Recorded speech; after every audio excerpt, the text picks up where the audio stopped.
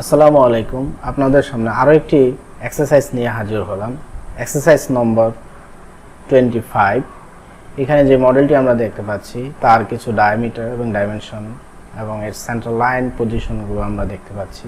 তার নিচে রয়েছে এর সেকশন ভিউ এবং এই সেকশন ভিউর যে স্কেলিং সাইজ সেটা হচ্ছে 1:1, অর্থাৎ যা রয়েছে তাই, এর কোনো সাইজের স্কেলিং নেই।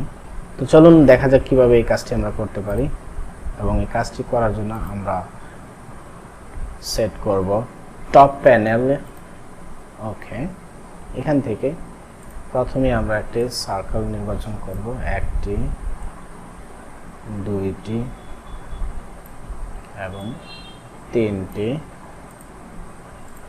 স্মার্ট ডাইমেনশন এটার হচ্ছে 100, তারপরেরটি হচ্ছে 120 এবং তারপরেরটি হচ্ছে 150।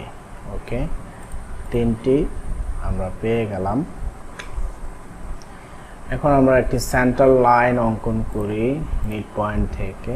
এখান থেকে একটা সেন্টার লাইন অঙ্কন করি এবং এটা হরিজন্টালি হবে ফর কনস্ট্রাকশন পারপাস। ওকে, এখন আমরা একটি সার্কেল তৈরি করি, এখানে আরেকটি সার্কেল তৈরি করি।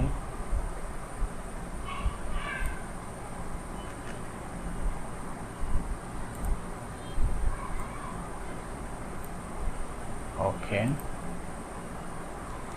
এর স্মার্ট ডাইমেনশন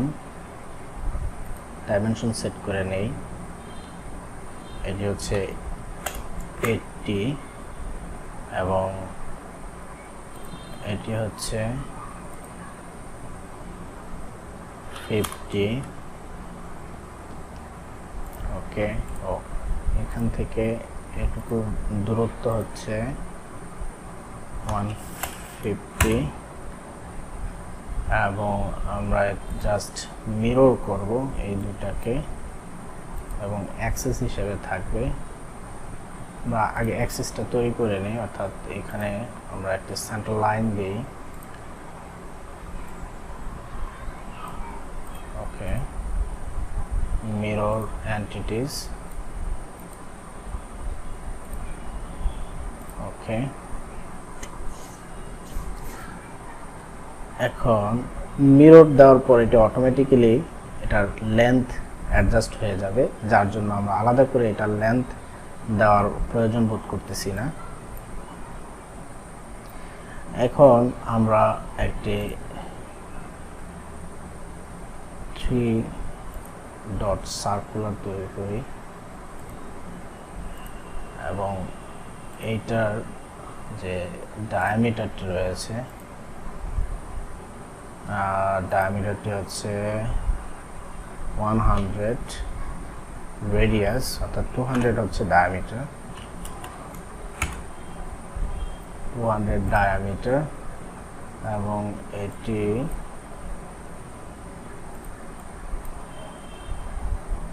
মেক ট্যানজেন্ট এবং এখানে এটি হবে মেক ট্যানজেন্ট।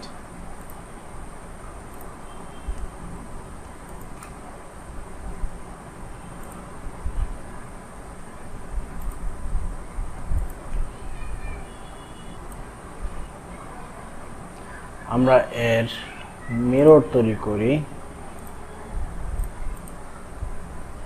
মিরর।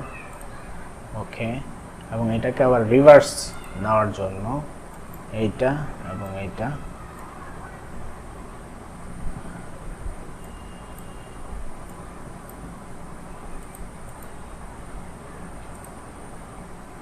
ওকে, এখন জাস্ট আমরা ট্রিমিং করে নেব। ট্রিম যেখানে যেটা কাটা প্রয়োজন বোধ করি সেটা আমরা কেটে দেব। যেমন এখানে এটা আমাদের প্রয়োজন নেই। ওকে, আর বাকিগুলো আমাদের প্রয়োজন রয়েছে। ওকে, এক্সট্রুড বস বেস, এখান থেকে এটার যেই লেন্থ সেটা আমরা পেয়েছি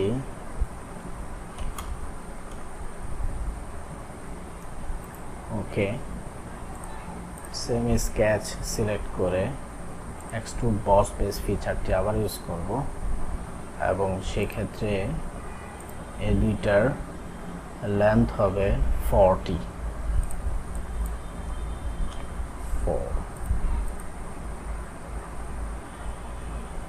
এবং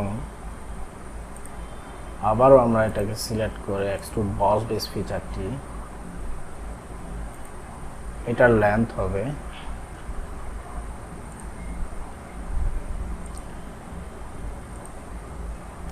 ওকে। এখন আমাদের যে ডিজায়ার শেপটি রয়েছে সেটি আমরা করে ফেললাম। আশা করি আপনারা বুঝতে পেরেছেন কিভাবে আমরা এই কাজটি করলাম। এখন আমরা যদি এডিট অ্যাপিয়ারেন্স থেকে এটার যে কালার আছে সেগুলা দিতে চাই, খুব সহজেই দিতে পারবো। এটাকে আমরা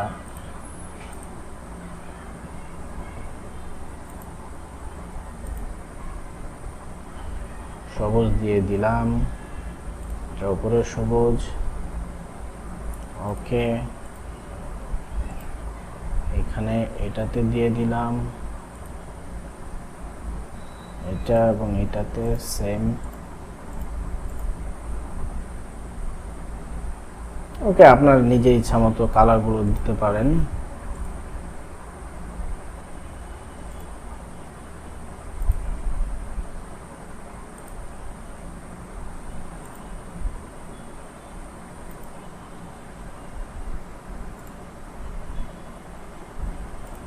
ওকে,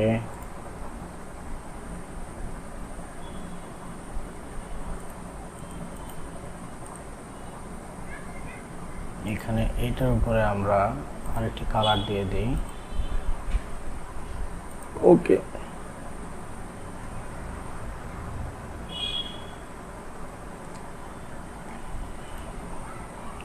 ধন্যবাদ আমাদের সাথে থাকার জন্য। আশা করি আপনারা এগুলো বরাবরই প্র্যাকটিস করতেছেন এবং নতুন নতুন বিষয়গুলো শেখার চেষ্টা করতেছেন।